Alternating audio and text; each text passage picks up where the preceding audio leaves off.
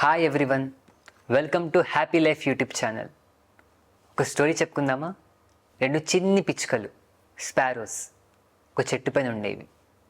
ఒక స్పారోకి ఎప్పుడు కూడా ఈగిల్ అంటే చాలా ఫ్యాసినేషన్. ఎప్పుడు దాన్నే చూస్తుండేది, దానిలాగా అవ్వాలనుకునేది. అంత ఎత్తున అంత పైకి ఎగరాలి, ఎంత బాగా ఎగురుతున్నాను అనుకుంటూ ఉండేది. ఇంకో స్పారోకి కాకి, క్రో అంటే ఫ్యాసినేషన్.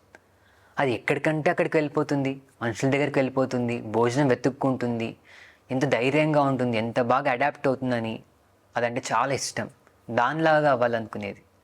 ఈ రెండు కూడా ప్రయత్నం మొదలుపెట్టాయి.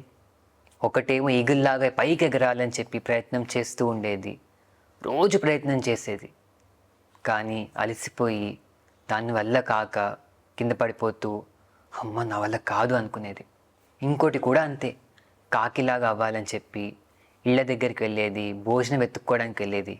కానీ భోజనం దొరికేది కాదు, ఇబ్బంది పడేది, చాలా కష్టంగా అనిపించేది. కొన్ని రోజుల తర్వాత ప్రయత్నం అంతా చేసి వాటికి అర్థమవుతుంది, లేదు లేదు మా వల్ల కాదు ఇది, అసలు చిన్న లాజిక్ ఎలా మిస్ అయిపోయాము. వాటి క్రియేషనే వేరు, వాటి మేకే వేరు, వాటి బాడీ స్ట్రక్చరే వేరు, వాటి లైఫ్ స్టైలే వేరైనప్పుడు వాటిలాగా మేము ఎలా ఉండగలుగుతాం? మా మేక్ వేరు, మేము చిన్నగా ఉంటాం, మా పని వేరు. అదంతా మర్చిపోయి వాటిలాగా ఉందామనుకొని మాకు ఇప్పుడు దొరుకుతున్న ఈ మంచి జీవితాన్ని ఎందుకు ఇబ్బంది పెట్టుకుంటున్నామని వాటికి అర్థమయ్యాయి. అప్పటి నుంచి హాయిగా ఉండడం మొదలుపెట్టాయి. పిచ్చుకలు కాబట్టి అంతవరకు అర్థం చేసుకొని హాయిగా ఉన్నాయి. అదే స్టోరీని మనం అప్లై చేసుకొని ఇంకా ఫర్దర్గా చూద్దాం. మనం కూడా ఎన్నోసార్లు వాళ్ళలాగా డబ్బులు సంపాదిస్తే బాగుంటుంది, వాళ్ళ లైఫ్ స్టైల్ చాలా బాగుంటుంది, అలాంటి లైఫ్ స్టైల్ నాకు ఉంటేనా ఎంత బాగుండేది అని చెప్పి కంపేర్ చేసుకొని మొదలు పెడుతూ ఉంటాం. కానీ చాలాసార్లు జరగదు. ఇలా కంపేర్ చేసుకునే ప్రాసెస్లో మనం డౌన్ అయిపోతాం, బాధపడతాం, డిప్రెస్ అయిపోతూ ఉంటాం, ఇబ్బంది పడుతూనే ఉంటాం. ఇది మనం బాధపడడానికి తప్ప దేనికైనా ఉపయోగపడుతుందా?